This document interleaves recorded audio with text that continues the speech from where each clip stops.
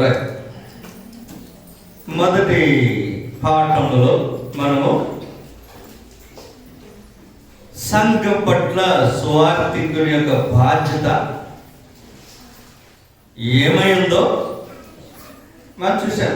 అది వారు నిర్వర్తిస్తున్నారా లేదా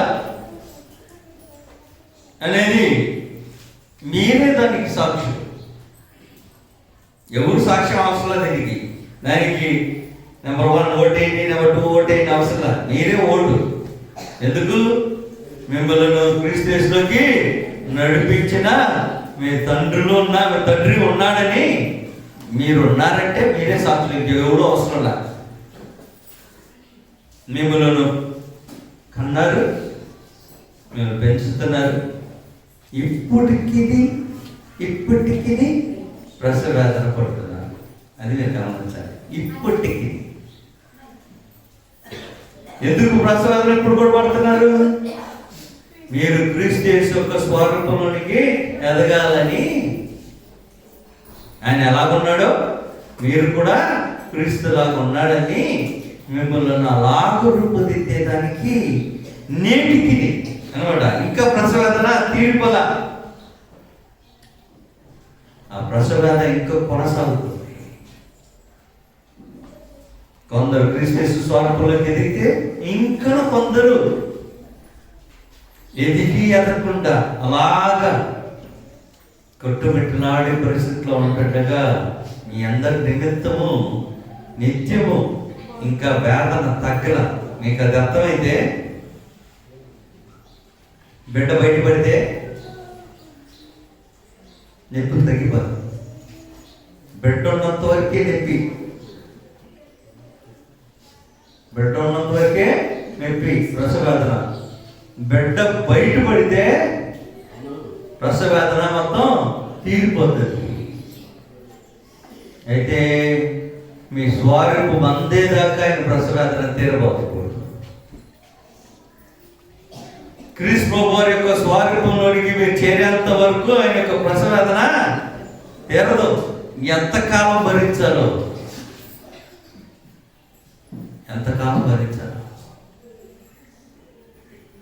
అంతకాలం భరిస్తున్నారు.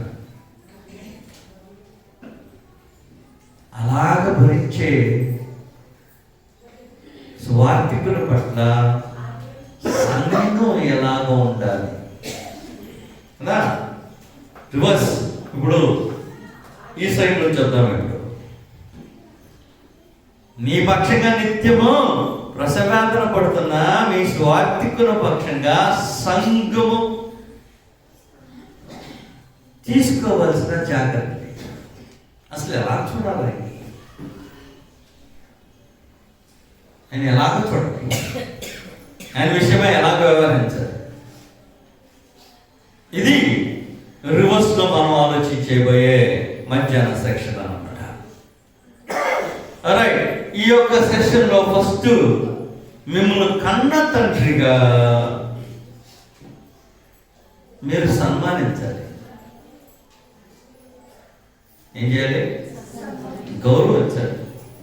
పూర్తి సంబంధం ఉన్న తల్లిదండ్రులకే దేవుడి యొక్క ఆజ్ఞను ఇచ్చి ఉన్నాడు. భౌతిక సంబంధం కాదు, ఏ తండ్రికైనాను ఈ ఆజ్ఞ వర్తిస్తుంది. ఎందుకు? ఆత్మ సంబంధమైన దేవుడు కూడా ఈ ఆజ్ఞ వర్తించదా? వచ్చింది. అలాగే గ్రంథం 1వ అధ్యాయంలో 1వ వచనంలో చెప్తాను, నేను తండ్రి అయితే నాకు రావాల్సిన ఘనత ఏది, నాకు ఇవ్వాల్సిన గౌరవం ఏంటి? అసలు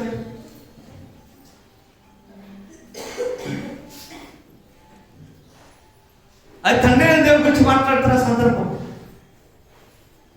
భూమి మీద కలిగిన తల్లిదండ్రులు సన్మానించమని చెప్పాడు గ్రంథంలో. సన్మానించమనే చెప్పాడు. భూమి మీద ఉన్న తల్లిదండ్రులకైనా అదే విధి, నీ కన్న తండ్రికైనా అదే విధి, నీ కన్న తండ్రికైనా అదే విధి.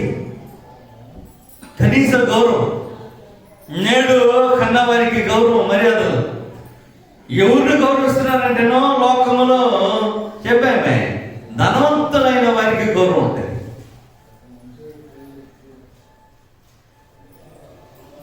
సింహాసనాలు కావాలని తీసుకొచ్చేసేది ఎవరికి తెలుసా? వారికేనంట. ఎవరికి? ధనవంతులైన వారికంట. యాకోబు రాసిన పత్రిక 2వ అధ్యాయం. సహోదరులు కూడా అంతకాలం గౌరవం ఎవరు? విలువను దేని బట్టి చూస్తున్నారు? విలువను ధనాన్ని బట్టి చూస్తున్నారు, కానీ స్థితిని బట్టి చుట్టలే. విలువ దేని బట్టి చూస్తున్నారు? ధనాన్ని బట్టి చూస్తున్నారు, స్థితిని బట్టి చూస్తున్నారు, కానీ వారి యొక్క బాంధవ్యమో స్థితియో వారి బట్టి చుట్ల. 2వ అధ్యాయం యాకోబు రాసిన పత్రిక 1వ వచనం మనం చూడబోతున్నాము.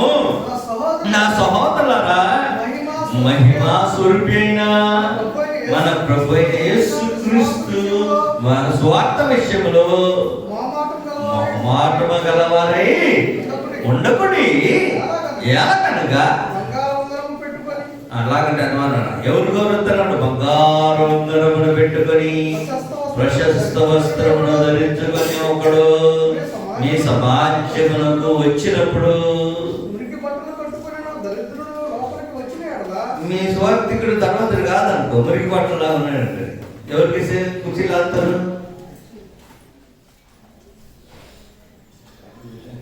బెంచ్ గారిలో దిగాలండి. దేంట్లో దిగాలి? బెంచ్ గారిలో దిగాలి.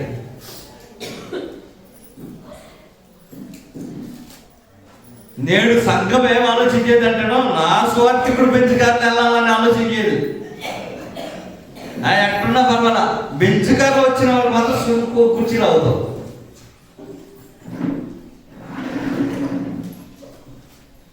గౌరవం దేన్ని బట్టి ఇస్తున్నాం అన్నమాట? కలిగిన దాన్ని బట్టి ఇస్తున్నాం. కలిగిన బట్టి వచ్చేటప్పుడు మేము స్వార్థికుడు అంత గొప్ప చేయండి, గొడవ లేకుండా పోతుంది.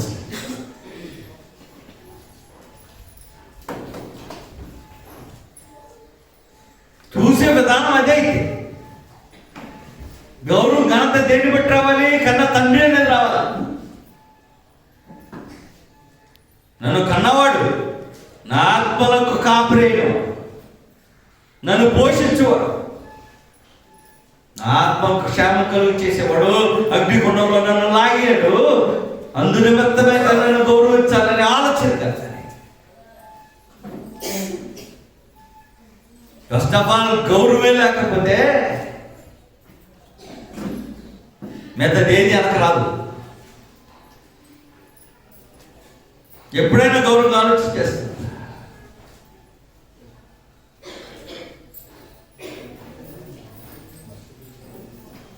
తెలుసా మీకు? మా అమ్మ ఒక మాట అనేది,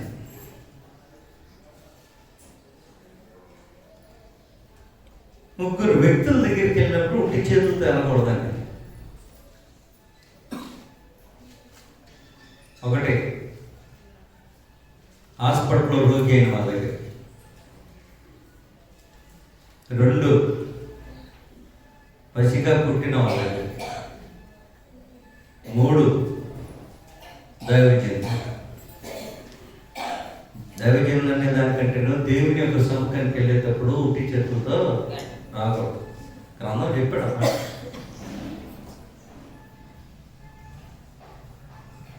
దేవుని అంతకి వెళ్ళేటప్పుడే కాదు, సువార్థికుని అంతకి దైవజనుడి దగ్గరికి వెళ్ళేటప్పుడు నేను ఉట్టి చేతులతో వెళ్ళకూడదని ఆలోచన ఎప్పుడైనా వచ్చిందని కష్టం.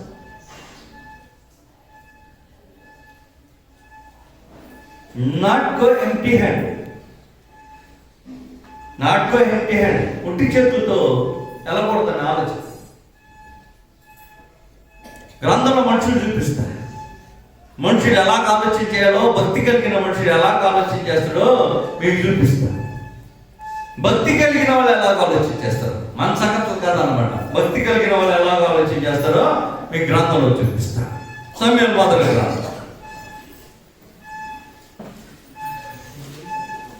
సమయం మొదలు గ్రంథం. ఓరక చూస్తానికి వెళ్తానికి సమయం మొదలు గ్రంథం.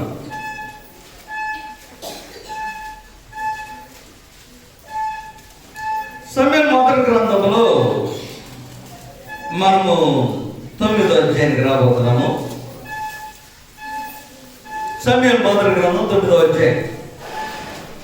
9వ అధ్యాయంలో ఇంకను ఇశ్రాయేల్ దేశం మీద రాజులను ఎవరును ఇంకా నియమించబడలా. ఇశ్రాయేల్ ప్రజలు కోరిక అయితే కోరారు, మా మీద సకల జనుల మర్యాద చొప్పున ఒక రాజును నియమించమని కోరిక అయితే కోరారు. అది 8వ అధ్యాయంలో ఉంటుంది. సమయంలో కొంచెం మనస్సమర్థ చెందిన దేవుడు అన్నాడు, వాళ్ళకి చెప్పినాడు కానీ అన్నాడు. అయిపోయింది. కాలం గతించుచున్నది. కాలం గతించుచుండగా యవనస్తుడైన సౌలు వాళ్ళ నాన్నకు విధేయుడై తన ఇంట్లో ఉంటుండగా నాన్న మందలో గార్ధబొమ్మలు పోతాయి. గార్ధబొమ్మలు అంటే గాడిదలు తొలగిపోతే వెతుకటానికి వస్తారు, వెతకడానికి వస్తారు, పంపిస్తారు. సౌలు పంపిస్తే సౌలు వస్తాడు, వెతుక్కుంటూ వస్తే దొరకకపోతే తనతో పాటు తన పనివాడు ఉంటాడు, ఇద్దరు ఉంటాడు. అయ్యా ఈ ఊళ్ళో దైవజనుడు ఉన్నాడు, ఆయన దగ్గరికి వెళ్తాం. ఏం చేద్దాం? ఈ ఊళ్ళో దైవజనుడు ఒకడు ఉన్నాడు, ఆయన దగ్గరికి వెళ్దాం. ఆయన ఏం చెప్తే మనం అలా చేద్దాం. సరే బాగుంది. ఎవరు అన్నాడు మాట? పనివాడు అన్నాడు, దైవజనుడి దగ్గరికి వెళ్దాం అన్నాడు. అప్పుడు సౌలు అంటాడు, ఆయనను దర్శించుటకు మన యొద్ద ఏమి ఉన్నది అని. ఎవరు చూడటానికి? దేవుని పక్షంగా ఉన్న వ్యక్తిని చూస్తానికి, తన దగ్గరికి వెళ్తానికి ఏమని ఆలోచన చేస్తున్నాడు భక్తి కలిగిన వాడు. ఆయన చూస్తానికి వెళ్తున్నామే, నా చేతిలో ఏముంది ఆయన చూస్తానికి వెళ్తానికి అని ఆలోచన చేస్తాను. నేను సొంత మాట చెప్పా, గ్రంథంలో ఉంది, చదువుతాం. మనము 9వ అధ్యాయము 3వ వచనం నుంచి చదవబోతున్నాము. సౌలు తండ్రి యొక్క కీషు యొక్క గార్ధబొమ్మలు తప్పిపోక కీషు తన కుమారుడైన సౌలును పిలిచి, మన దాసులలో ఒకడును తీసుకుని పోయి గార్ధబొమ్మలు వెతుకుడని చెప్పగా అతను పోయి ఎఫ్రాయిము మందిరములో తిరిగి సంచరించు కనపడినప్పుడు తర్వాత వారు దాటొచ్చేద్దాము. మనం 6వ వచనానికి వచ్చేద్దాం, 5వ వచనానికి వచ్చేద్దాము. వారు చూపుదేసినప్పుడు వచ్చినప్పుడు తిరిగి వెళ్తున్నాము. గార్ధములో కనపడే చింతించే దానికంటే మన కొరకు అతడు చింతించడని సౌలు తన ఎద్దరున్న పని వారితో అనగా వాడు తనేమన్నాడు? జాగ్రత్తగా ఉంచాడు. ఇదిగో ఏమి చెప్తున్నాడు ఈ మాట? ఇదిగో పని కూడా చెప్తున్నాడు, ఇదిగో ఈ పట్టణములో దైవజనుడు ఒకడు ఉన్నాడు, అతడు బహుకనుడు, అతడు ఏ మాట చెప్పును మాటలు నెరవేరును కనుక మార్గమును అతడు వారికి తెలియజేయము అని అతని ఎత్తుకు వెళుతున్నారంటే చెప్పాను. అందుకు ఎవరు? పన్నోడు కాదు, సౌలు. ఎవడు? ఇశ్రాయేలు దేశానికే మొదటిగా రాజు. అందుకు సౌలు మనము వెళ్ళినాయట.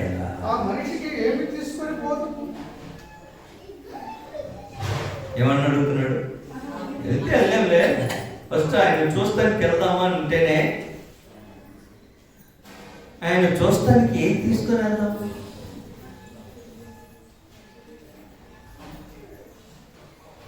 ఆయనను దర్శించటకు ఏమి తీసుకుని వెళదాం? చదివే, మన సామగ్రిలో భోజన పదార్థములు సరిపోయినవి ఆ దైవజనుడికి బహుమానము తీసుకుని పోటకు మనకి ఏమీ లేదని తన పని వానితో చెప్పి, మన దగ్గర ఇప్పుడు దగ్గర అన్ని తీసుకొచ్చి తిండి అంతా అయిపోయింది, తినేసేసారు. 3 రోజులు అయిపోయింది. తీసుకొచ్చిన ఆహారం 3 రోజులు తిరిగి వేసరిపోయి తిని మా తిని మొత్తం వచ్చి పెట్టేసుకుంది. ఇంకేముంటుంది? డబ్బు ఏమన్నా అంటున్నాడు? ఇప్పుడు తినే ఆహారం లేదు, మిగిలిపోయింది. చేతిలో వెండి మిగిలిపోయిందంట. సౌలు చెప్తున్నాడు, అతడు సౌలుతో చిత్తగించము నా యొద్ద పౌత్రము వెండి కలదు. మనము దాని ద్వారా మనం తెలియ చెప్పినందుకు దానిని ఆ దైవజనునికి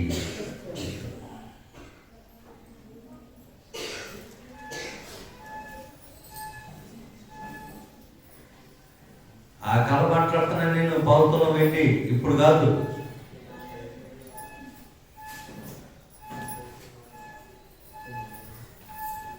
నా దగ్గర మిగిలిన్నది.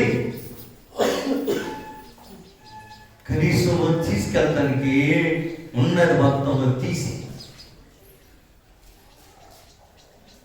ఎంతమంది అలా ఆలోచించేస్తారు? నేను మాకు మార్గం నేర్పిస్తున్నాడే, మమ్మల్ని రక్షణలో నడిపిస్తున్నాడే, మమ్మల్ని అగ్నిగుండంలో నుంచి బయటికి లాగుతున్నాడే. లాగుతున్నామని పక్షంగా మేము ఏం చేస్తాం?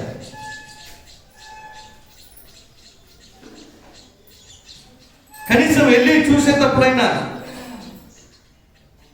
ఏదైనా తీసుకొని వెళ్ళి ఇవ్వాలని ఆలోచన.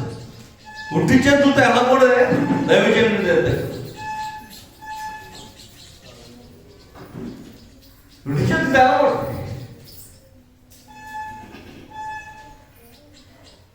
దర్శించినప్పుడు ఏదో చేయాలి. అసలు ఇవన్నీ మనం చెప్పొద్దండి. మాకు వచ్చేది ఏదేమో అంటే చెప్పండి. నేను సంఘాలు ఎలా ఉన్నాయి తెలుసా? ఎలా తయారైంది అంటేను, నాకు ఆయన వచ్చినా కూడా ఏమిస్తాడు? అలా చేసేసారు సంఘాలు, చేసేసారు సంఘాలు. వచ్చి వాళ్ళే ఇచ్చి కూర్చోబెట్టుకొని వాళ్ళకి ఇవ్వాలి, అయితేనే ఉంటారు. బోధించిన వాడికి వచ్చిన ఆలోచన చెత్తలేదు. ఇశ్రాయేలు ప్రజలకైతే శాసించాడే. నేడు ఎవరు చేస్తున్నాడు ఆ శాసనాలు? కొత్త నిబంధనల శాస్త్రాలు అసలు మనుషులు పాటించేదే లేదు. దేవుడి కొరకు ఇచ్చే విషయంలో ఎంత వెనకబడి ఉన్నావు తెలుసా మీకు? అసలు ఎంత వెనకబడి ఉన్నావు.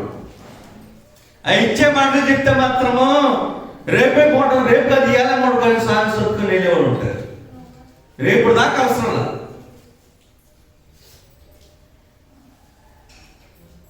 రేపు దాకా అవసరం లేదు. ఇవాళ మూడు కట్టుకుని వెళ్ళేవాళ్ళు ఉంటారు.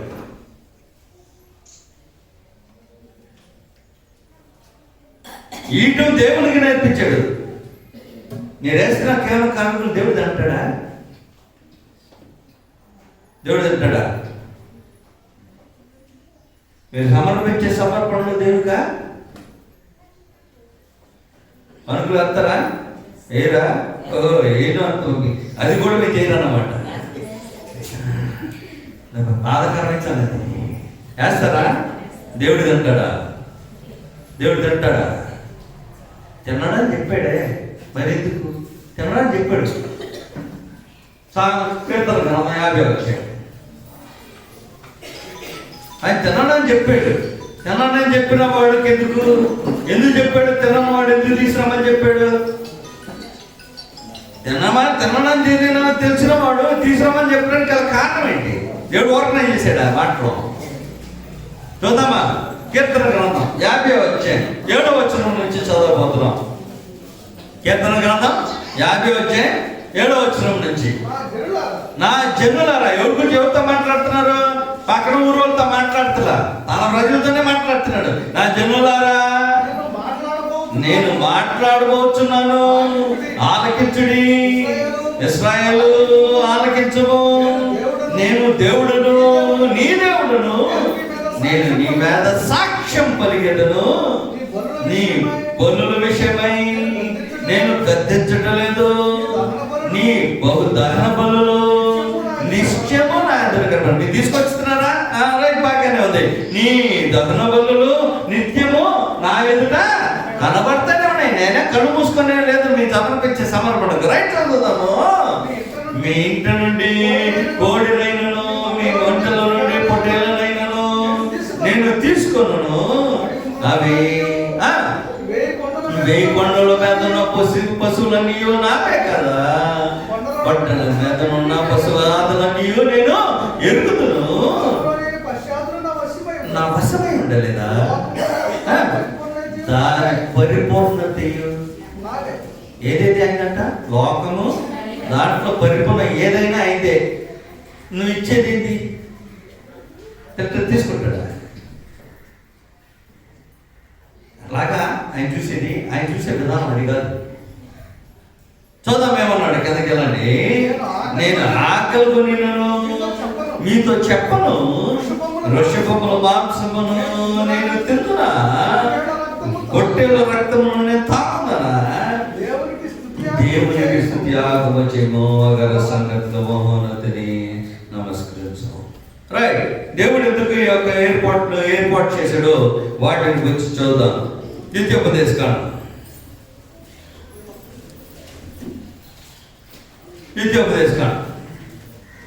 ఇశ్రాయేలు ప్రజలు చేసినట్టు నిజంగా మనం ఏం చేయట్లేదు.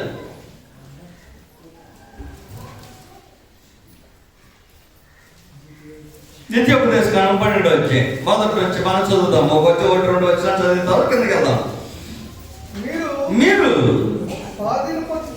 స్వాధీనపరచుకున్నట్టుకును మీ పితరుల దేవుడైన యెహోవా మీకు ఇచ్చిన దేశమున మీరు భూమి మీద బ్రతుకు దినములన్నిటిలో మీరు అనుసరించి గైకొనవలసిన కట్టడలను విధులను ఇవే. మీరు స్వాధీనపరచుకొనబో జనములు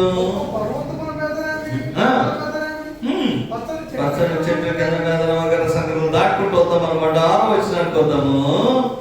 6వ వచనానికి వచ్చేద్దాము. 5-6 వచనాలు చదువుతాము. 5 కూడా చదువు. తమ దేవతలను చేసినట్లు మీరు మీ దేవుడైన యెహోవాను వచ్చి చేయకూడదు.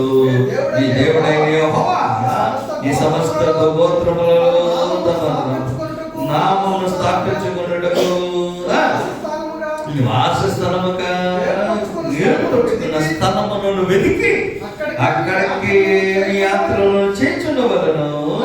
అక్కడికి మీరు లిస్ట్ వేసుకోండి. ఇక్కడ నుంచి నెంబర్ 1 దహన బలి,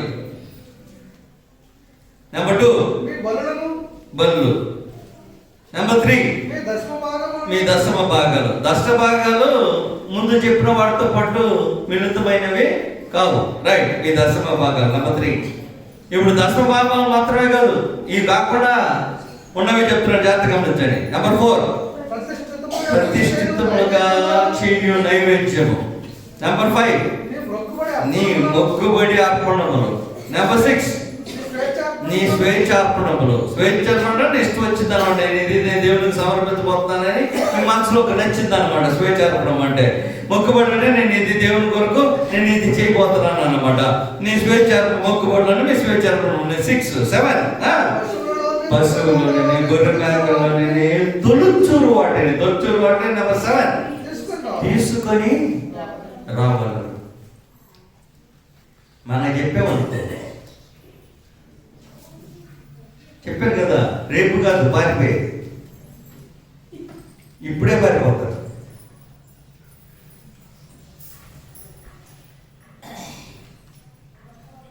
మాకేం మిగిలిద్దండి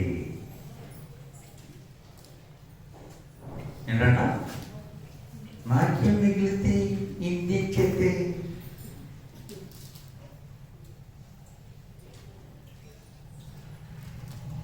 మిగులుతుందని వాళ్ళకి తెలియదు. ఉంచుకుంటేనే మిగలదు.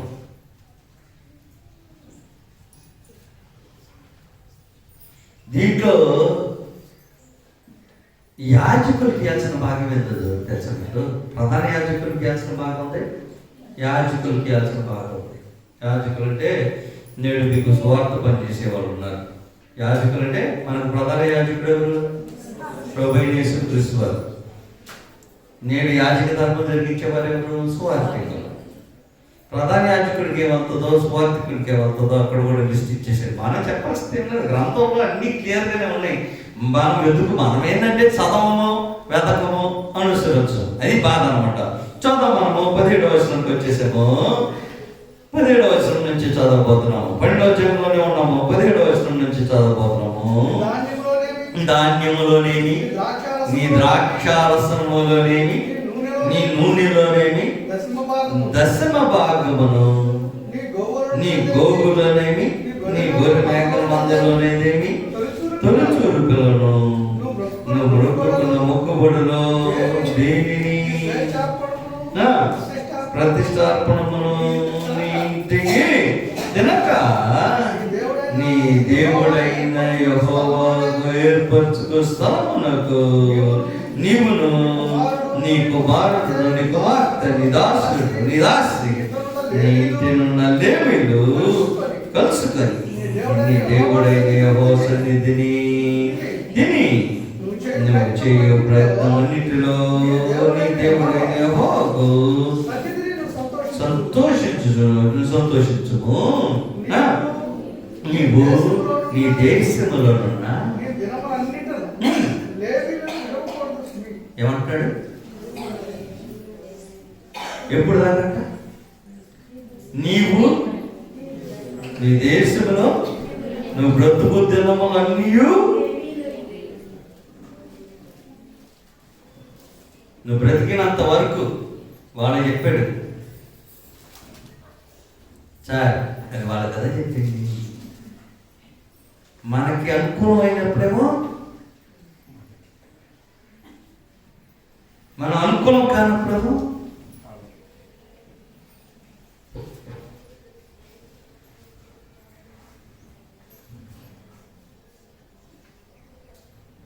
మనకేం చెప్పలేదా? గమనించాల్సిన సంగతి ఏంటంటే, నువ్వు సంఘం చేయాల్సిన పని ఏంటి, వ్యక్తులు చేయాల్సిన పని ఏంటి. ఇప్పుడు మన దగ్గరికి వచ్చేద్దామా? అది వదిలేసేసారు. ఏది పాత నిబంధన వదిలేసేది. వాస్తవంగా కొట్టుకోవాలి. ఎందుకు? తర్వాత మీకు అర్థం కావాలంటే అది కావాలి కాబట్టి నేను దాన్ని మనం కోరుకున్నాము. ఏమన్నాడు? మీరు మీ దేశంలో మీ బ్రతుకు దినములన్నీ లేవీయులను, సుమి అంటే సుమైన మాటకు అర్థం ఏంటి? జాగ్రత్త అని అర్థం. సుమి అనే మాటకు అర్థం ఏంటి? జాగ్రత్త, బీ కేర్ఫుల్ అంటున్నాడు దేవుడు. బ్రతుకు దినములన్నీ నీ దేశంలో ఉన్న లేవీయులను నువ్వు విడవకూడదు. అది ఇశ్రాయేలు ప్రజలకు మన దగ్గరికి వచ్చేద్దాం. మనం మన దగ్గరికి వద్దాం.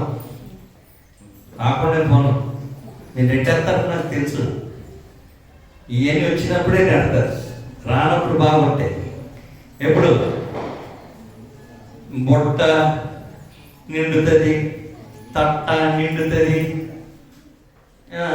గేదె ఈడుతుంది. ఇవన్నీ చెప్తే పెట్టుకుంటారు కదా. ఏయ్ ఆశీర్వాదం, ఇది తెలుసా? ఆశీర్వాదానికి కాగితాలు ఎత్తారు సంవత్సరాలకి. మీకు వచ్చి అంతనే ఎప్పుడన్నా మీకు అందలేదా? మంచోడు, మీకు చాలా మంచోడు. బయటికి వెళ్తే అందుతాయి అవన్నీ. ఎత్తారు, ఎంత కాగితాలు ఎత్తారనమాట. అదేదో బుక్ మార్కింగ్ లాగా పెట్టుకోమని. రైట్, బాగానే ఉంటుంది. దాంట్లో తప్పేంది, మనం చదివేదాంతో పెట్టుకుంటే బాగానే ఉంటుంది. దాంట్లో ఉండేవి ఇప్పుడు నేను చెప్పిన దాంట్లో నుంచి తీస్తే సరే, కొత్త నిబంధనకు వస్తుంది. మనమేం చేయాలి, సంఘం ఏం చేయాలి? మనమేం చేయాలి, సంఘం ఏం చేయాలి? మనమంటే వ్యక్తులుగా ఏం చేయాలి, సంఘం ఏం చేయాలి? నెక్స్ట్ అది కూడా చూడబోతున్నాం అనమాట. సంఘం చేయాల్సిన వ్యక్తులు కూడా చేయాలి, ఇండివిజువల్గా చేయాల్సిన పని, సంఘం చేయాల్సిన పని, రెండింటిని చూడబోతున్నాం. ఎఫెసీయులకు రాసిన పత్రిక, క్షమించాలి, గలాతీయులకు రాసిన పత్రిక, గలాతీయులకు రాసిన పత్రిక 6వ అధ్యాయం.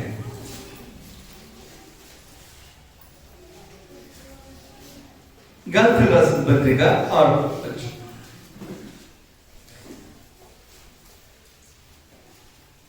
మనం 4వ వచనం నుంచి చదవబోతున్నాం. గలతీయులకు రాసిన పత్రిక 6వ అధ్యాయము. గతంలో చెప్పిన మాటలు జ్ఞాపకం దేంట్లో? మీ యొక్క ధాన్యములను, ద్రాక్షారసములను, నూనెలను, మందలను, ఇంకా వగైరా సంగతి అయ్యేం గుర్తున్నాయి కదా. రైట్, వస్తున్నాను అన్నమాట. గలతీయులకు రాసిన పత్రిక 6వ అధ్యాయానికి వచ్చేసారు.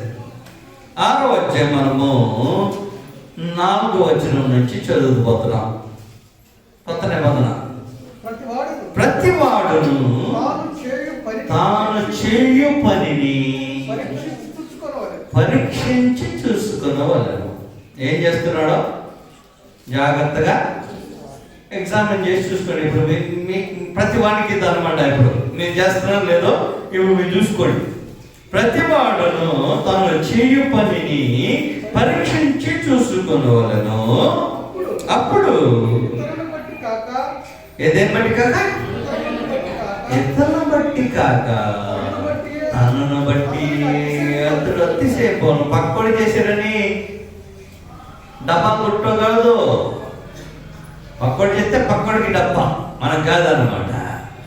ఇతరులను బట్టి అతిశయింపగా తను బట్టి అతిశయింపవలను. ప్రతివాడును తన బరువు తానే భరించవలను కదా. ఇక్కడ జాగ్రత్తగా నచ్చండి. వాక్యోపదేశం పొందువాడంటే ఎవరు? సంఘంలో ఉన్న సభ్యులు అనమాట. సంఘం అన్న ఇక్కడ వాక్యోపదేశం పొందువాడంటే ఇండివిజువల్కి వచ్చాడు అనమాట. సంఘానికి రాలా. ఎవరి దగ్గరికి వచ్చాడు? వ్యక్తి దగ్గరికి వచ్చాడు అన్నమాట. వాక్యోపదేశము పొందువాడు ఉపదేశించువానికి దేంట్లో అన్నిట్లో అంటే ఇప్పుడు మన తిరిగి ధర్మశాస్త్రం ఎందుకు చదివించాడో ఇప్పుడు అర్థమై ఉంటుంది అన్నమాట. మీ ధాన్యంలో, మీ ద్రాక్ష రసంలో, మీ నూనెలో, మీ మందలో, మీ పంటలో,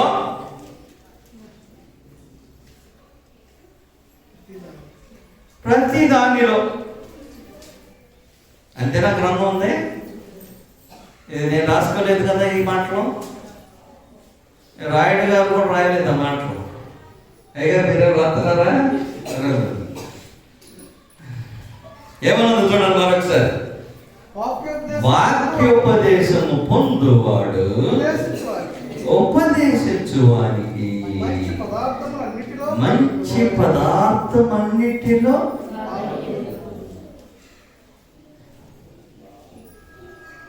పైన ఏమన్నాడు? మిమ్మల్ని మీరే పరీక్షించుకోండి అన్నాడు. ఇప్పుడు పరీక్షించుకుంటే ఇప్పటికే వస్తుంది అనమాట, లైఫ్ వస్తుంది అనమాట. పై దేంట్లో భావిస్తున్నాం? గ్రంథం నేర్పిస్తుంది మాట. మిమ్మల్ని పోషించేవాడికి ధర్మశాస్త్రం చెప్పింది అన్నమాట. వాస్తవే. ధర్మశాస్త్రం ఏం నేర్పించింది? ధర్మశాస్త్రం చెప్పింది. ఇస్రాయేల్ ప్రజలు చెప్పిన మాట వాస్తవే. బాబు మీ లేవులను మీరు మర్చిపోవద్దు. ఏమేమి దాంట్లో భాగం వేయాలి? మీ ధనము, ద్రాక్షారసము, పాకరసాగము, మీ ధాన్యము, దశభాగమేమన్నా గోగులనేమి, గొర్రె మేకలోనేమి, దొలిచూడు పిల్లలనేమి, నోగుబడి మొక్కులు, పాకరసాగలు. ఈమె చెప్పాడు. కొత్త నిబంధన చెప్పాడా? కొత్త నిబంధన కూడా చెప్పాడు. నీవు ఉపదేశించిన వానికి మంచి పదార్థం. మంచి పదార్థం అంటే శ్రేష్టమైన అన్నిట్లో. నీకు ఏదైనా శ్రేష్టమైనది ఉంటే దాంట్లో కొంత నీ సువార్తకి భాగం అంటే కొంత నీ సువార్తకి నీకు ఇయ్యాల్సిన అవసరత ఉందని గ్రంథం చెప్తుంది. సార్ నేను కానుకలు ఎత్తున్నాను కదా, ఇది కానుక లెక్కలో చెప్పలేదు.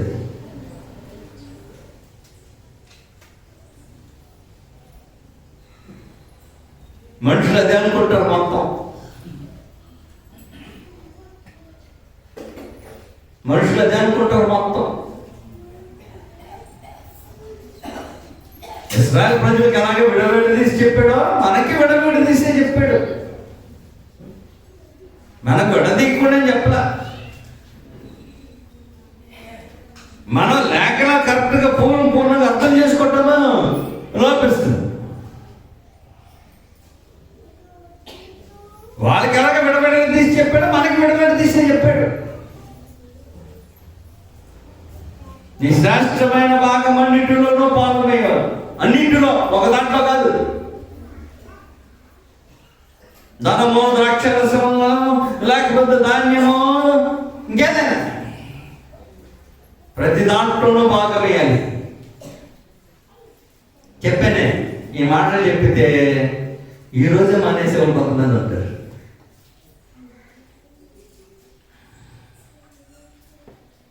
గ్రంథం చెప్తుంది, అది నేను చెప్పలా.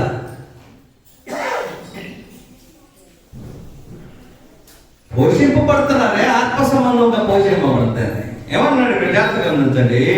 భౌతిక సంబంధంగా మీరు వాక్యోపదేశం పొందొచ్చున్నా నీవు ఉపదేశించున్నా. ఇంకనే అర్థం డీటెయిల్గా కనబడతాం అనమాట. ఆత్మ సంబంధంగా బోధించే నీవు పాల్గొనాల్సిన అవసరం ఉంది. ఇప్పుడు సంఘం చేస్తున్నాం. ఈ జాగ్రత్తగా ఎవరు చేయాల్సిన పని? ఇది వ్యక్తులు చేయాల్సిన పని. సంఘం చేయాల్సిన పని కూడా ఉంది. కొద్ది రాష్ట్ర మొదటి 9వ అధ్యాయం కనబోతున్నా. ఆడ మంద గురించి మాట్లాడతాడు, వ్యక్తుల గురించి మాట్లాడు. మనుషులకి, వ్యక్తులకి, మందలకి తేడా తెలియదు. చెప్పాను కదా, ధనం గురించి మాట్లాడాలని వస్తే మనుషులకి చెవింపుగా ఉండదు అనమాట. పెట్టాలి అని చెప్పేటప్పుడు ఉండదు. నాకేమిస్తావు అని చెప్పు, బాగుంటుంది. కొద్ది రాష్ట్ర మొదటి పత్రిక 9వ అధ్యాయం మనము 3వ వచనం నుంచి చదువుతాము. 3వ వచనం నుంచి చదువుతాము. తినుటకును త్రాగుటకును ఏం లేదని అడుగుతున్నాడు. అధికారం అని అంటున్నాడు. దేనికి? తినేదానికి, తాగేదానికి అధికారం లేదా? ఎక్కడ తినాలి, ఎక్కడ తాగాలి? హోటల్లో తిని హోటల్లో తాగుతాను కాదు ఇక్కడ మాట్లాడుతుంది. ఇక తిని తాగేది హోటల్ గురించి కాదు అక్కడ మాట్లాడుతుంది. తినుటకు త్రాగుటకు మాకు అధికారం లేదని మాట్లాడేది అది హోటల్ గురించో, బయట తన ఇంట్లో గురించి కాదు. అది ఎక్కడో మాట్లాడుతున్నాడు, కింద మాట్లాడుతున్నాడు. అది చదువుతాం అనమాట. తినుటకును త్రాగుటకు మాకు అధికారం లేదా? తక్కిన పోస్తులను, ప్రభు యొక్క సహోదరులను, కేఫాలను, విశ్వాసులైన భార్యను వెంట పెట్టుకొని తిరుగుటకు మాకు అధికారం లేదా? జ్ఞాపకం ఉంది కదా. తిరిగేదానికి కూడా ఎవరు చూసుకోవాలి బాధ్యత? సంఘమే బాధ్యత చూసుకోవాలి. ఎవరు తిరగడానికి? స్వార్థికులు తిరగడానికి కూడా. రైట్, చూద్దాం, కిందకి వెళ్దాం అనమాట. మరియు పరిచయకుండుటకు నేను బద్ధపరి మాత్రమే అధికారం లేని వారమా? ఎవడైనను బయటకు వచ్చేసేది అనమాట. ఎవడైనను తన సొంత ఖర్చు పెట్టుకొని దండు ఇప్పుడు ఏంది? దండు అంటే దేని గురించి మాట్లాడుతున్నాడు? సంగమలో మాట్లాడుతున్నాడు. ఇందాక చదివింది సంగమా కాదు. ఎవరికి సంబంధించింది? అది వ్యక్తులకు సంబంధించింది. ఇప్పుడు సంఘానికి సంబంధించింది మాట్లాడుతున్నాడు. ఏమన్నాడు? జాగ్రత్తగా గమనించండి.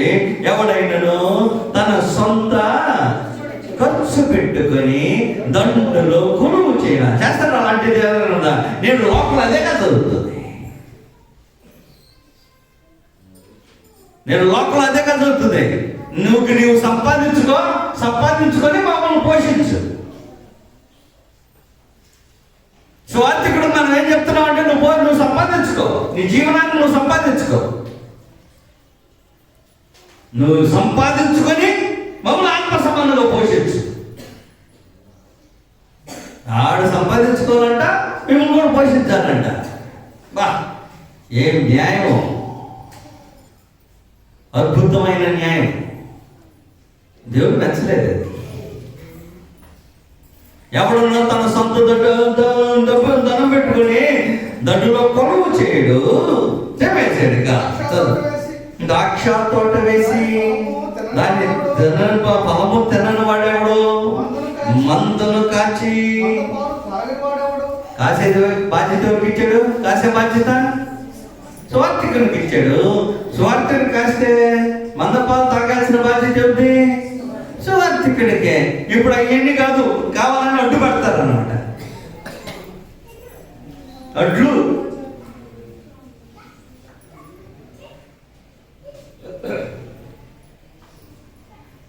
నీకు ఎంతవరకు లిమిటేషన్?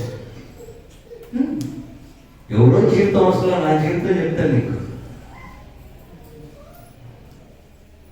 నన్ను పరిచయం చేసినప్పుడు మీ సువార్థికుడు నేను చదువును బట్టి పరిచయం చేశాడు. మీ అందరికి తెలుసు. నేను మెడ్రాస్ యూనివర్సిటీలో ప్రొఫెసర్గా ఉద్యోగం చేశాను. ఎంతమంది ఇక్కడ గవర్నమెంట్ ఉద్యోగస్తులు ఉన్నారు? గవర్నమెంట్ ఉద్యోగస్తులు ఉన్నారా ఎవరైనా? బేసిక్ పే అనే సంగతి మీకు ఏమైనా తెలుసా? బేసిక్, టీఏ, డిఏ, హెచ్ఆర్ఏలు ఏం తెలుసా? 2000 సంవత్సరంలో నా బేసిక్ పే 22,000 రూపాయలు.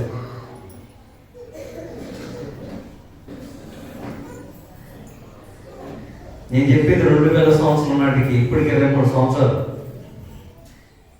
నా బేసిక్ పే 22,000 రూపాయలు. సంవత్సరానికి నా బేసిక్ పే పెరిగింది 450 రూపాయలు, 4,500 రూపాయలు.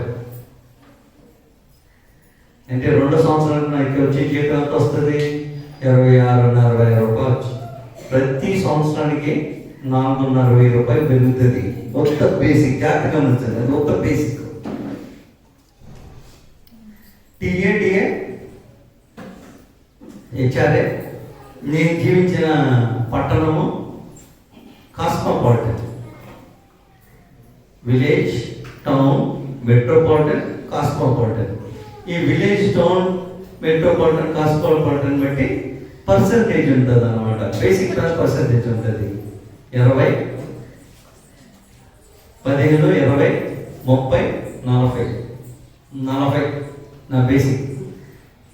ఒకసారి వస్తాను బేసిక్ మీద 22,000కి 40% బేసిక్ అంటే నా ఇంటి ఎంత ఉండేది అనుకుంటున్నారు? అప్పటికి 10,000. ఈ రోజులో నేను చెప్తుంది 23 సంవత్సరాల క్రితం సంగతి చెప్తున్నాను. నేను ఇంటి అద్దె తీసుకుంటానికి గవర్నమెంట్ నాకు 10,000 రూపాయల జీతం కల్పిస్తుంది. ఈ రోజు నేను పనిచేస్తుంటే నాకు 1,75,000 రూపాయలు వస్తుంది. నేను స్వార్థ పనిచేసేదానికి వచ్చిన రోజుల్లో మా స్థానిక సంఘంలో 0 చెప్పాను. నువ్వే సంపాదించుకొని నువ్వే పోషించుకో. నేను అనిపించే నీ సంగతి ఎవరో సంగతి నేను చెప్తే నా సంగతి చెప్తున్నాను. 10 సంవత్సరాలు అయిన తర్వాత ఒక ఆయన వచ్చాడు. మనము సువార్థికులకి ఇవ్వకుండా మనము వాడుకోవటం మంచిది కాదు అన్నాడు. సరే బాగానే ఉంది. ఆయన వచ్చాడు. వచ్చిన వాడు 3,000 రూపాయలు నా జీతం అన్నాడు.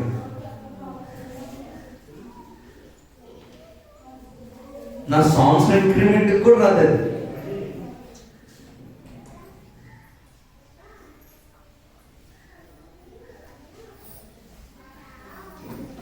నేడు సంఘాలు అలా ఉన్నాయి. మా స్థానిక సంఘం గురించి మాట్లాడతా.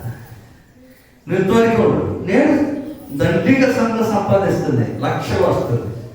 అయినా సువార్థికుని గిట్టని దిగో, నీకు మేము 10,000 ఇస్తాం, నువ్వు దాంట్లో సర్దుకో. నేను మనం రోజు అడిగేసాను, మీ అందరూ ఉద్యోగం చేస్తారు కదా, నా జీతం మీకు ఇస్తా, మీ జీతం నాకు ఇవ్వండి, మనం పని చేద్దాం. బాగుంది కదా? ఎక్స్చేంజ్ బాబు, నా జీతం మీకు ఇస్తా, మీ జీతం నాకు ఇవ్వండి, పని చేద్దాం. మాట్లాడలేవు. స్వార్థికుల దగ్గరికి వచ్చేలేకి నియమ నిబంధనలు వారికి సొంతగా ఏర్పాటు చేసుకునేది. సంఘం గ్రంథం చెప్పిన నియమ నిబంధనల ప్రకారం వెళ్ళాం. మందను కాసేవాడు మంద పాలు తాగడా అని గ్రంథం అడుగుతుంది ప్రశ్న. ఎవరు అడుగుతుంది ప్రశ్న? మందనే అడుగుతుంది ప్రశ్న. మందను కాయవాడు మంద పాలు తాగడా? అయిపోలా, చదువుతాము. ఈ మాటలు లోకాచారముగా చెప్పు. లోకాచారం ఉందా? లోకాచారం ఉందా? లోకంలో ఉన్న వాళ్ళనే బాగానే ఉన్నారు. లోకాచారంలో చెప్పుతున్నానా? ధర్మశాస్త్రము కూడా లోకాచారంలో కూడా ఇదే మాట్లాడుంటే, ధర్మశాస్త్రం కూడా ఇదే చెప్తుంది, కొత్త నిబంధన కూడా ఇదే చెప్తుంది. కొత్తదే చెప్పా. లోకంలో కూడా మంద కాసేవాడు మంద పాలు తాగొచ్చని లోకం చెప్తుంది, ధర్మశాస్త్రం అదే చెప్తుంది. కొత్త నిబంధన సంఘం మాత్రం చెప్పదు. అర్థమైందా? లోకాచారంలో లోకం కరెక్ట్ గానే పోతుంది, ధర్మశాస్త్రము ధర్మశాస్త్రం ప్రకారం కరెక్ట్ గానే వెళ్తుంది. కానీ క్రీస్తు సంఘంలో ఉన్న క్రీస్తు సంఘాలు మాత్రం కరెక్ట్ గా మేమే క్రీస్తు సంఘాన్ని బలబుద్ధి చెప్పుకుంటాం, కానీ లోకాన్ని తగినట్టు కూడా బతకము. ఏమన్నాడు? జాగ్రత్తగా గమనించండి. ధర్మశాస్త్రం కూడా కాబట్టి ఇది ఎక్కడి నుంచి మనం అప్పు తెచ్చుకోవాలి, మీకు అర్థం కావాలంటే మళ్ళీ తిరిగి ఎక్కడికి వెళ్ళాలన్నమాట. ధర్మశాస్త్రం చదివి రావాలన్నమాట. ధర్మశాస్త్రం కూడా ఇదే చెప్పుచున్నది కదా, కళ్ళ మొత్తకు ఎద్దు మూతికి చిక్క పెట్టవద్దని మోషే ధర్మశాస్త్రం వద్దు రాబడి ఉన్నది కదా. దేవుడు ఎడ్ల కొరకు విచారించుచున్నాడా? కేవలము మన కొరకండి. ఎవరు వచ్చే చెక్కం పెట్టొద్దని నీకును సంఘానికి చెప్తున్నాడు. ఎద్దును గురించి ఉద్దేశించి చెప్ప. ఎవరిని ఉద్దేశించి చెప్పాడు? సంఘాన్ని ఉద్దేశించి చెప్పాడు. సంఘాన్ని ఉద్దేశించి ఎక్కడ చెప్పాడు? ధర్మశాస్త్ర గ్రంథంలోనే చెప్పేశాడు.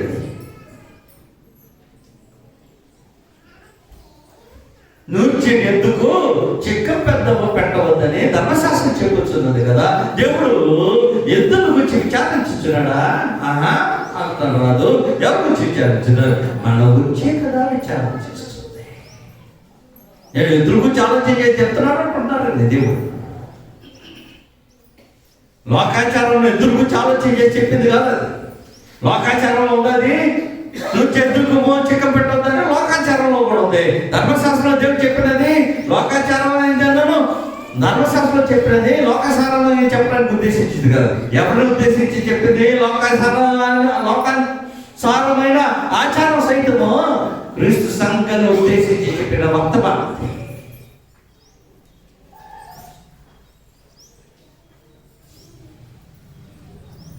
ఎంతవరకు చేద్దాం? పరీక్షించుకో.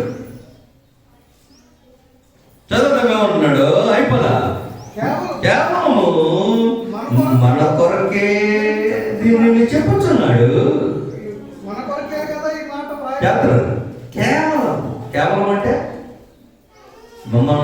మనల్ని సంఘాన్ని ఉద్దేశించే మాటలు రాశారంటే కేవలము మనల్ని ఉద్దేశించే దీన్ని చెప్పుచున్నాడు. చదువు ఎక్కడనగా దున్నవాడు ఆశతో దున్నవాళ్ళను కళ్ళు తొక్కించేవాడు పంటలో పాలు పొందునని ఆశతోనే పొందని ఆశతోనే చేయాలి. ప్రార్థన ఏమంటున్నాడు? అయిపోలా కదా చెప్పాడు. జాగ్రత్తగా గమనించండి. మీ కొరకు ఆత్మ సంబంధమైన వాటిని విద్య ఉండగా మీ వలన శరీర సంబంధమైన పొలములు కోసుకునుట అదే పెద్ద. మీ చేసేదే గొప్పదే కాదు. ఎవరు చేసేది గొప్పదే? ఒకళ్ళు మీరు ఇచ్చినా మీరు చేసేదే గొప్పదే కాదు. ఎవరు చేసేది గొప్పదే? అగ్నిలో నుంచి మిమ్మల్ని లాగినట్టు మిమ్మల్ని ఆత్మ సంబంధమైన వాక్యమంతో మిమ్మల్ని పోషించి మీ హృదయంలో దేవుని యొక్క మాటలు విత్తినదే మీరు ఇచ్చిన దానికంటే మీ ఎంత ఇచ్చినదే అది ఎక్కువ.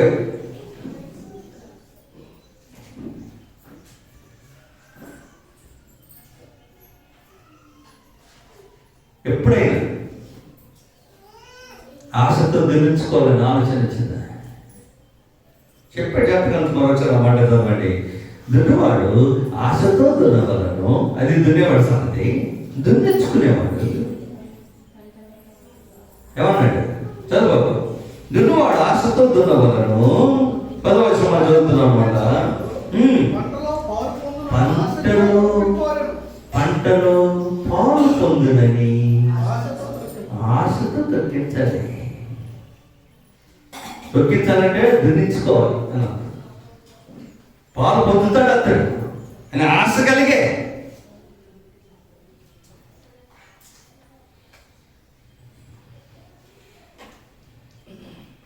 ఏమో చెప్పకండి, మాకేంటి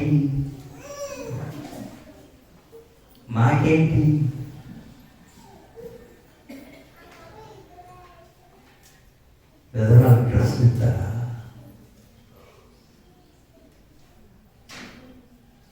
గిఫ్ట్ ఇస్తారా? కొన్ని స్థానిక సంఘాల్లో ఏడు జరుగుతుంది. గిఫ్ట్లు సంవత్సరానికి ఇవ్వాలి, రుణం తీర్చుకోవాలి. ఒక సంవత్సరం ఇవ్వలేదనుకో, స్వార్థికుడు మొత్తం తినేసాడండి.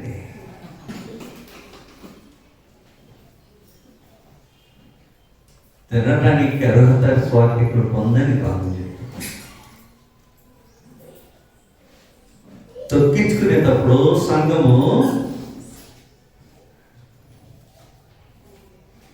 వచ్చే దాంట్లో పాలు ఇవ్వాలని ఆశని తొక్కించుకోవాలి. ఫ్రీగా జీవనం.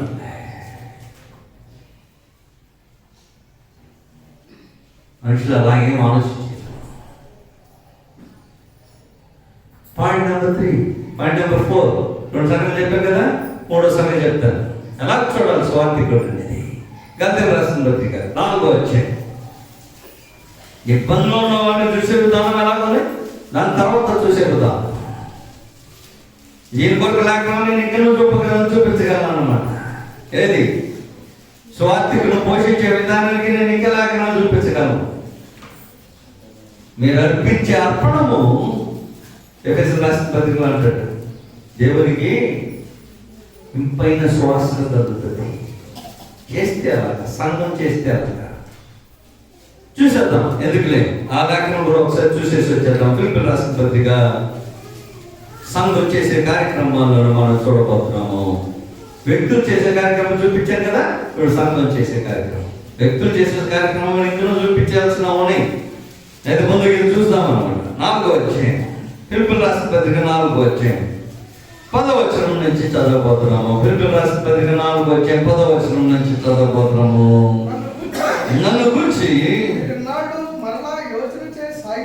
ఏం చేశారంట?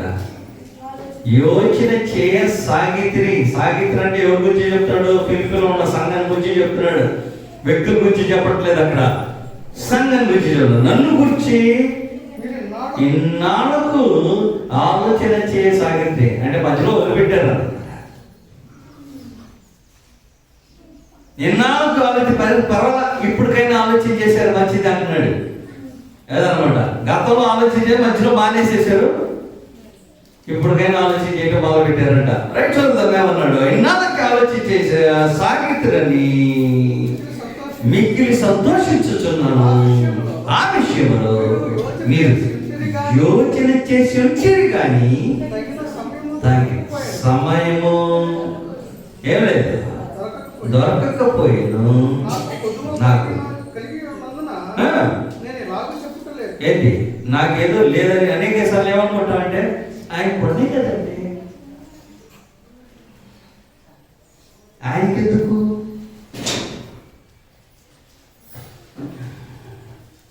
ఉన్నవాడికి ఎందుకు?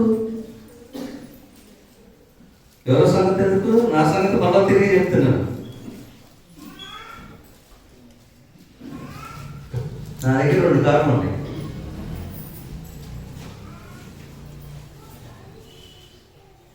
నా దగ్గర 2 కార్లు ఉన్నాయి. ఒక కారు ఉంటేనే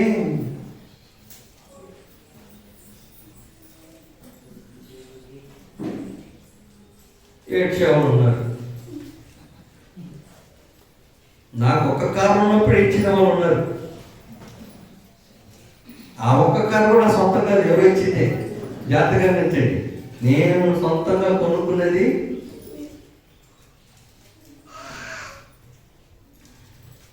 దేవుడి వల్ల. ఈ కళ్ళద్దాలు కూడా నా సొంతం కాదు.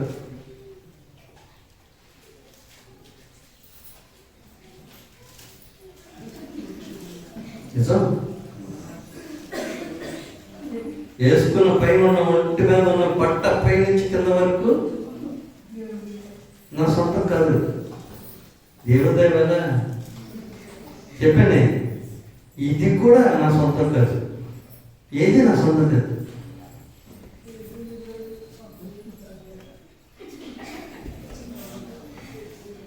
నేను చెప్పింది నిజం.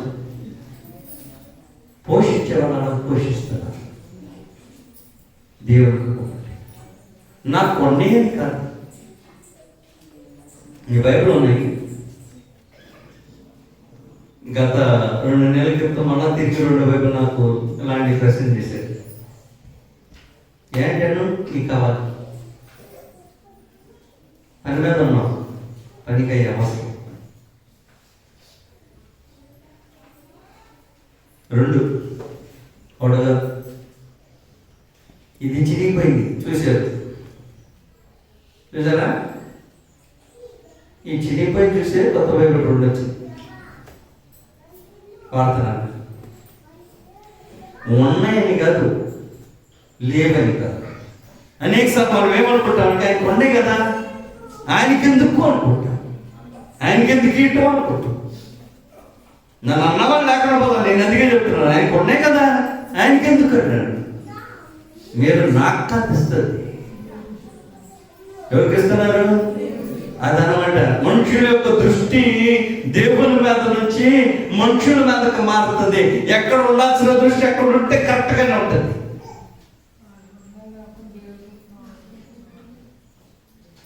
ఎక్కడ ఉండాల్సిన దృష్టి అక్కడే ఉండాలి. నీ దృష్టి మారకూడదు.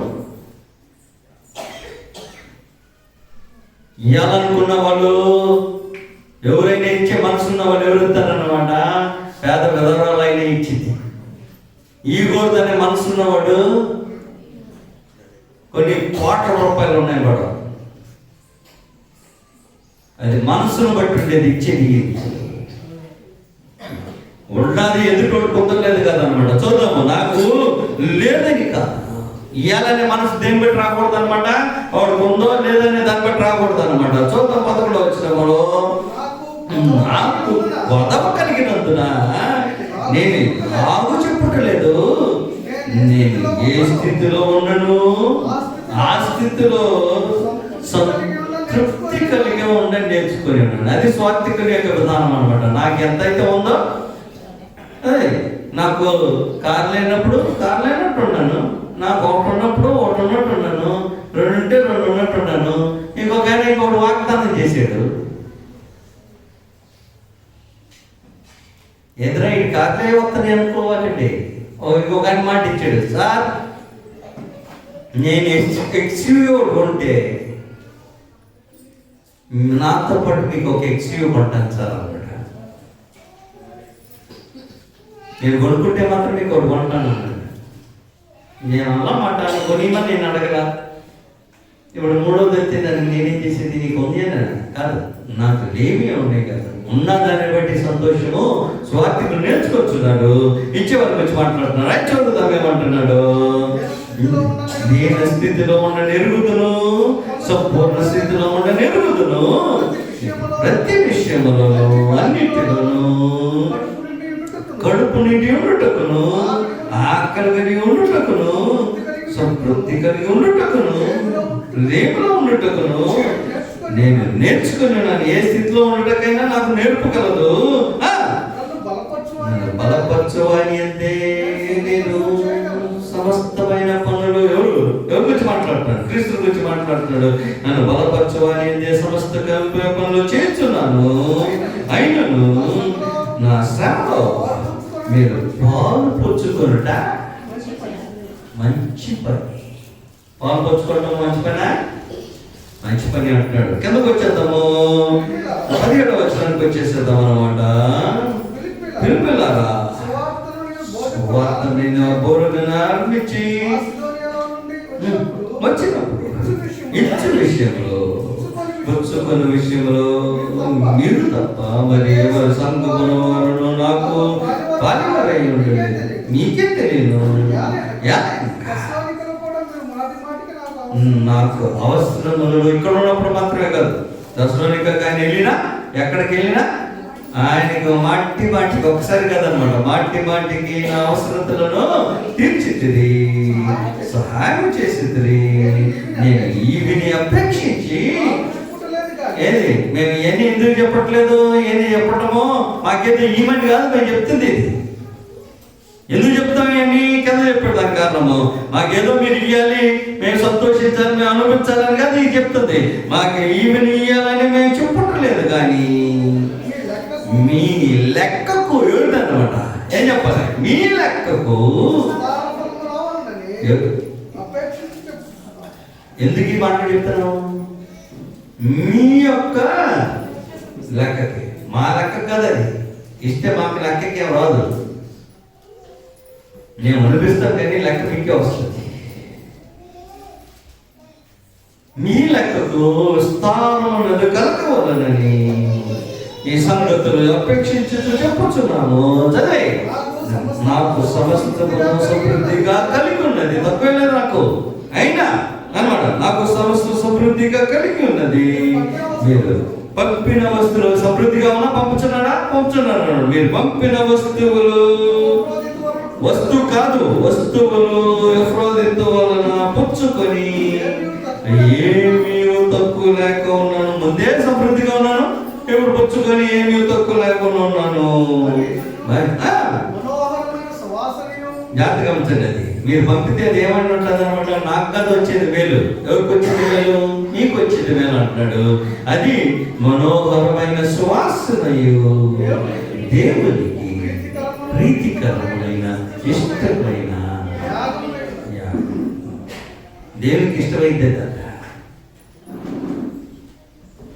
నాకేదో కావాలని చెప్పట్లే, నీకు కలగాలి, నీకు సమృద్ధి కలగవాలని చెప్తున్నా. దేవుడికి ఇష్టమైన బలి ఉందే లేదుగా చూడాల్సింది.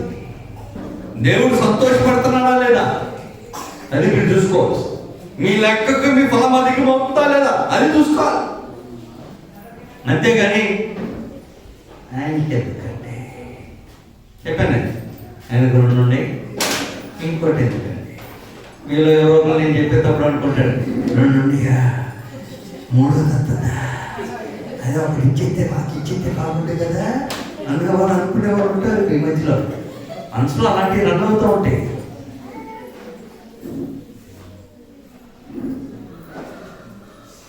అలాంటి సరే, గంతలు రాసిన చివరికి టైం అయిపోయింది. గంతలు రాసిన పత్రికలు పోతాం. 4వ వచ్చి స్వార్థికుని ఎలా చూసుకోవాలనే సంగతిని గ్రంథం నేర్పిస్తుందో చూడబోతున్నాం. సహాయం చేసే విషయమే కాదు, చూసుకునే విషయంలో కూడా ఎలా ఉండాలి. ఇబ్బంది, రోగి అయిన దినాలు ఎలా చూసుకోవాలి, రోగం నుంచి బయటకు వచ్చిన దినాలు ఎలా చూసుకోవాలి, వీటిని గురించి కూడా రాశారు. రోగంతో ఉంటే ఎలా చూసుకోవాలి, రోగం లేకుండా ఉన్న దినాలు ఎలా చూసుకోవాలి. గంటలు రాసిన పత్రిక 4వ అధ్యాయం 12వ వచనం నుంచి మనం చదవబోతున్నాం. రోగం ఉన్న దినాలు ఎలాగ చూసుకున్నారో చూడబోతున్నాం అన్నమాట. 4వ అధ్యాయం సహోదరులారా 12 నుంచి చదువుతున్నాను. సహోదరులారా, నేను మీ వాడినైతిని కనుక, అంటే మీరు ఎలాగున్నారో నేను కూడా మీతో పాటు అలాగే బ్రతకడం మొదలుపెట్టాను కదా. సమృద్ధి ఉన్నా లేకున్నట్టే బ్రతుకుతున్నా. ఉంది నా దగ్గర సమృద్ధిగానే ఉంది, అయితే లేవలో ఉన్నట్టే బ్రతుకుతున్నా. మీకు లేనంటే నేను కూడా తక్కువ చేసుకుంటూ బ్రతుకుతున్నాను. నేను మీ వాటినైతిని, మీరు నా వంటి వారు కావాలని మిమ్మల్ని వేడుకొనిచున్నాను. ఏం చేయలేదు అంటున్నాడు. మీరు ఎవరు? మీరంటే ఎవరి గురించి మాట్లాడుతున్న వ్యక్తులు కదా, అక్కడ సంగమం. మీరు నాకు అన్యాయం చేయలేదు. మొదటిసారి శరీర దౌర్బల్యం అంటే బలహీనతాడు, రోగంలో ఉండేదన్నమాట. పౌలు గారికి కూడా రోగం వచ్చినా ఏదో ఒకటి అది వచ్చిందని చెప్తున్నాడు. శరీర దౌర్బల్యము కలిగిన నేను మీకు సువార్తను ప్రకటించిందే. నా బలహీనత కలిగిన దాన్ని అలాగే ఉంచుకొని మీకు మాత్రము నేను స్వార్థను ప్రకటించడమేమి మళ్ళా. నేను రోగినైనంత మాత్రాన్ని నేను స్వార్థను ప్రకటించడమన్నా. అది నా జీవితంలో ఇబ్బందిని అనిపిస్తేనే, దౌర్బల్యం అనిపిస్తేనే మీకు స్వార్థను ప్రకటిస్తుంది. రైట్? అందుకు ఏం చేశారో చూద్దాము, ఎలా చేయాలో చూద్దాము. వాళ్ళు ఏం చేశారో మనం ఏం చేయాలో నేర్చుకుంటున్నాం అనమాట. అప్పుడు నా శరీరంలో మీకు శోధనగా అయితే నాకు ఇబ్బందులు, మీకు కూడా శోధనే కదా అది. మీ శోధనగా ఉండిన దానిని ఏం చేయలేదు.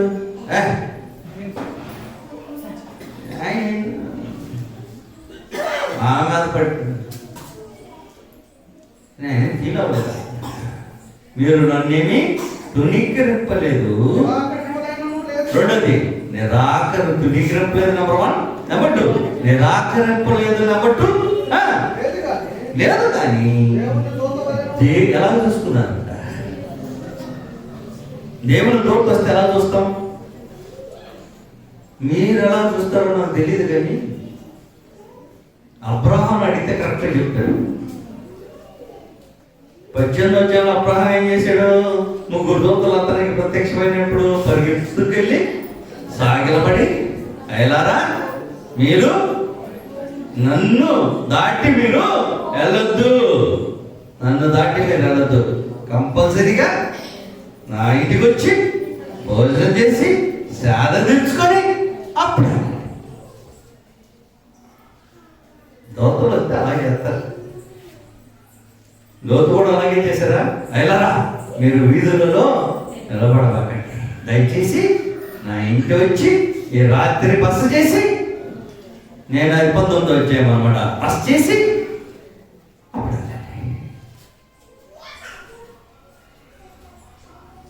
దోతలు వస్తే అలా చేస్తాం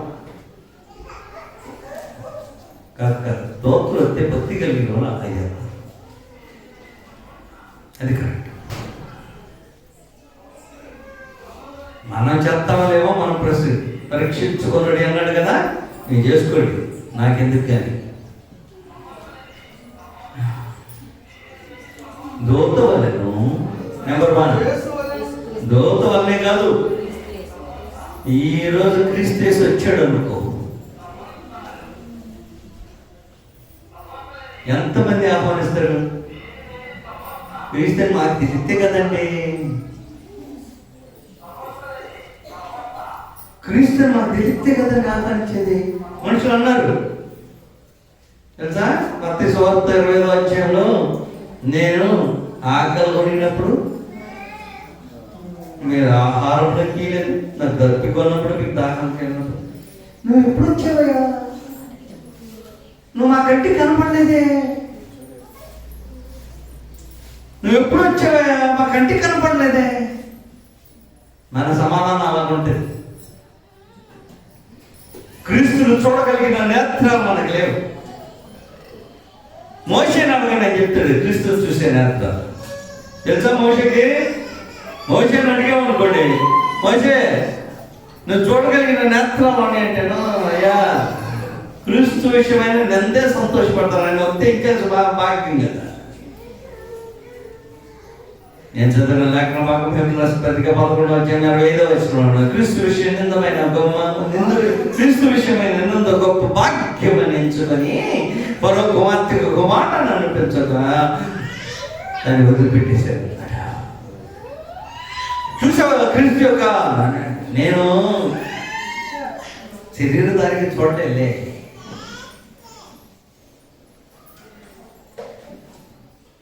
దేవుని ప్రజలు చూశారు. మనం దేవుని ప్రజలు చూడగలుగుతున్నామా? మరి విశేషంగా స్వార్థకులు చూడగలుగుతున్నామా? అడుగుతున్న వర్తమాన జాతకం వాళ్ళంట దూత వలను ఇంకా క్రీస్తు యేసు వలను నన్ను అంగీకరించింది. నా బాగా లేనప్పుడు క్రీస్తు యేసులాగా చూసుకున్నాను, ఇబ్బందులు ఉండేటప్పుడు నన్ను, రోగినై ఉండేటప్పుడు, బాగైనప్పుడు సైతము నన్ను ఆదరించాల్సిన క్రీస్తు యేసును మీరు అలా చూస్తారు, అలా చూస్తారు.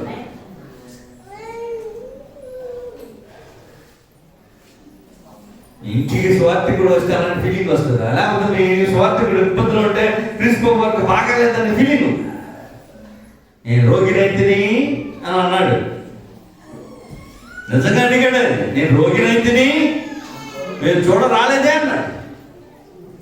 నువ్వెప్పుడయ్యా బాబు రోగి? ఆయన ఎందుకు అవుతాడు? ఆత్మరూపంలో ఉన్నాడు, రోగి అవుతాడు ఆయన అప్పుడే. నీ మధ్యలో ఉన్న స్వార్థికులను క్రీస్తు చూసినట్టు చూడాల్సిన అవసరం ఉంది. క్రీస్తు పూర్వం కూడా వస్తే అడిగారు అనుకోండి, ఎవరు కరెక్ట్గా చెప్తారు అనమాట? జక్కరే బాగా చెప్తాడు. జక్కరే కాదు, జక్కయ్య. బట్టి జక్కయ్యని అడిగామనుకోండి, బాబు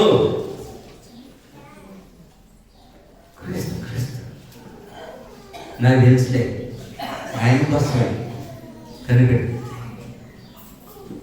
ఏం కనిపెడతావు? నాకు కనపడతలేదు కదా, అందుకే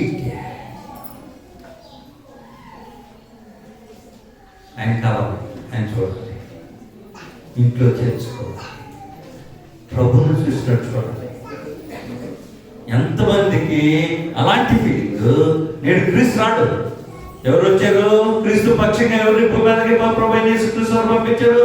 స్వార్థికుని, ఆయన చేసిన పనిని స్వార్థికుడు చేయమని ఈ లోకానికి వారిని పంపిస్తే నేడు ప్రజలు చూడాల్సిన విధానంలో చూడాలి. స్వార్థికుడిని క్రీస్తులు చూసుకుని చూడాల్సిన అవసరం ఉంది. అలా గౌరవించాల్సిన, సన్మానించాల్సిన అవసరం ఉంది, ప్రేమించాల్సిన అవసరం ఉంది, పోషించాల్సిన, ఇబ్బందులు పరామర్శించాల్సిన అవసరం, సహకరించాల్సిన అవసరం ఉంది. కాబట్టి ఒకటిగా స్వార్థికుడు సంఘం పట్ల చేయాల్సిన పనులు స్వార్థికుడు చేయాలి. సంఘము క్రీస్తు పట్ల స్వార్థికుడికి బాధ్యతను అప్పచెప్పబడిన ఆ బాధ్యతను నిర్వర్తిస్తున్న స్వార్థికుని లక్ష్య పెట్టగా నీలోనున్నా లేవీలను మీరు మంచి బరువు అన్నట్టుగా మీ స్వార్థికులు మరువుగా నిత్యము వారితో పాటు కలిసి ప్రయాణించవచ్చుగా మనం చేస్తున్న శ్రద్ధగా ఉన్న మీ అందరికీ యేసుక్రీస్తు నామమున